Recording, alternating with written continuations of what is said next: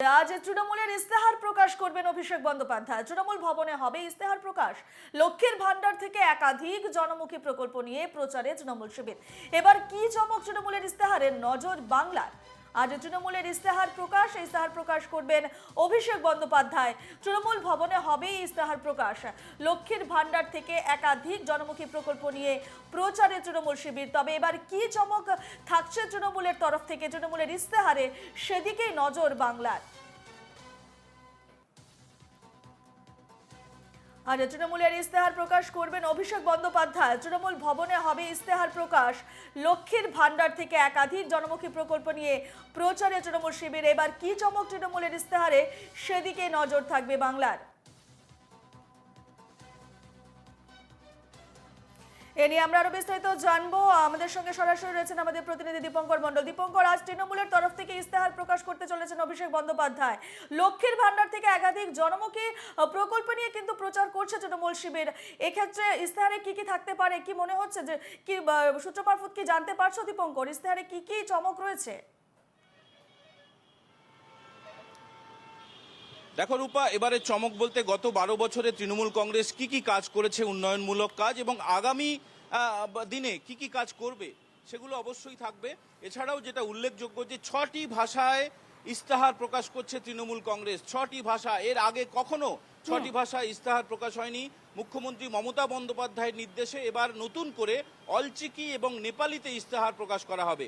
বাংলা, ইংরেজি, হিন্দি, উর্দুর পাশাপাশি অলচিকি এবং নেপালিতে ইস্তেহার প্রকাশ করা হবে। তৃণমূলের শীর্ষ মহল যেটা জানাচ্ছে যে অলচিকি ভাষায় আদিবাসীরা যাতে জানতে পারেন, রাজ্যের আদিবাসী ভোটাররা যাতে জানতে পারেন, আদিবাসী সম্প্রদায় যাতে জানতে পারেন তাদের জন্য ইস্তেহারে কি কি থাকছে, তৃণমূল কংগ্রেস তাদের জন্য কি কি কাজ করেছে গত 12 বছরে এবং আগামী দিনে কি কি কাজ করবে সেটা জানানোর জন্যই অলচিকি ভাষায় মমতা বন্দ্যোপাধ্যায়ের নির্দেশে এবার ইস্তেহার প্রকাশ করা হচ্ছে। পাশাপাশি পাহাড়ে যারা আছেন, পাহাড়ের বাসিন্দারা, রাজ্যের উত্তর অংশে যারা থাকেন, তারা নেপালি ভাষা যাদের মাতৃভাষা, তাদের উদ্দেশ্যেও কিন্তু অলচিকির পাশাপাশি নেপালি ভাষাতেও ইস্তেহার প্রকাশ করা হবে। মোট 6টি ভাষা ইস্তেহার প্রকাশ করবেন তৃণমূলের সর্বভারতীয় সাধারণ সম্পাদক অভিষেক বন্দ্যোপাধ্যায়। তৃণমূল ভবনে মেট্রোপলিটনে বিকেল 3টে নাগাদ ইস্তেহার প্রকাশ করা হবে এবং ইতিমধ্যেই কিন্তু ইস্তেহারের যে খসড়া কমিটি, সেই খসড়া পাঠানো হয়েছিল মুখ্যমন্ত্রীর কাছে। মুখ্যমন্ত্রী মমতা বন্দ্যোপাধ্যায় তিনি আজ আসামের শিলচরে যাচ্ছেন, দুপুর 12টা নাগাদ তার সভা রয়েছে। কিন্তু অভিষেক বন্দ্যোপাধ্যায়ের কোনো সফরসূচি রাখা হয়নি আজকের দিনে, এবং এই কারণেই রাখা হয়নি, তিনি নিজের হাতে তৃণমূল ভবন থেকে, তৃণমূলের সদর দপ্তর কলকাতায় যে সদর দপ্তর রয়েছে সেখান থেকে ইস্তেহার প্রকাশ করবেন। এবং পাশাপাশি যেটা জানা যাচ্ছে যে তৃণমূল কংগ্রেসের যে সরকার, রাজ্য সরকার ইতিমধ্যেই কর্মশ্রী বলে একটি প্রকল্প ঘোষণা করেছে, যাতে 55 দিনের কাজের গ্যারান্টি দেওয়া হয়েছে।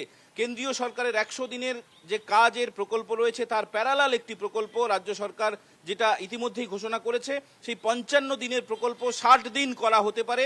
এছাড়াও যে আবাস যোজনার টাকা কেন্দ্রীয় সরকার আটকে রেখেছে, সেই টাকাও কিন্তু রাজ্য সরকার আংশিক দিয়ে দিয়েছে ইতিমধ্যে উপভোক্তাদের। 100 দিনের কাজ, আবাস যোজনা সহ কেন্দ্রীয় সরকারের যেসব প্রকল্প রয়েছে তার প্যারালালি কোনো ঘোষণা করা হতে পারে। এছাড়াও থাকতে পারে কেন্দ্রীয় সরকারের যে স্বাস্থ্য সংক্রান্ত যে মেডিক্লেম, সেটার প্যারালালি রাজ্যের যে স্বাস্থ্য সাথী রয়েছে, স্বাস্থ্য সাথীর যে ভবিষ্যৎ রয়েছে সে বিষয়েও আলোকপাত করতে পারে তৃণমূল কংগ্রেস। রূপা, ধন্যবাদ দীপঙ্কর।